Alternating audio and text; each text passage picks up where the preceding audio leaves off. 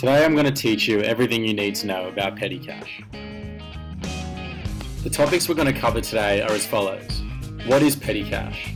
Establishing the petty cash fund, making payments from the fund, and lastly, replenishing the fund. This is really exciting stuff. Let us start off by establishing what a petty cash fund actually is.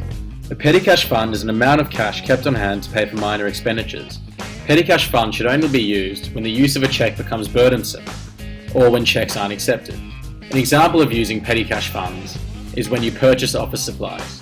The first step of the petty cash process is the establishment of the fund. Firstly, companies must determine the desired amount for the petty cash fund. Then, once this is done, companies need to write the necessary cheque. Lastly, to ensure accurate financial records, companies must ensure that they record the transaction in the journal. When preparing the journal, it is important to remember that petty cash is always on the debit side of the T account.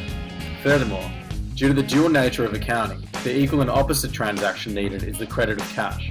You notice that there is no overall effect on assets. Now we get down to the real business, making payments.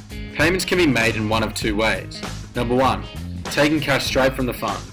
Number two, allowing employees to make purchases and reimbursing them later. It is essential that all receipts are kept to verify financial records. As the cash in the fund decreases, the fund must be replenished. To do so, the remaining cash in the fund is counted, and the company cashes a cheque for the amount that brings the total cash in the fund back to its original balance. The receipts in the fund are used as documentation for recording expenses, so I stress again, you must keep them. When replenishing the fund, the amount of cash needed for replenishment should equal the total amount of receipts. However, this is not always the case. Sometimes not all receipts are obtained or incorrect change is given. This is where you establish a cash over insured account, a temporary account that balances the petty cash fund.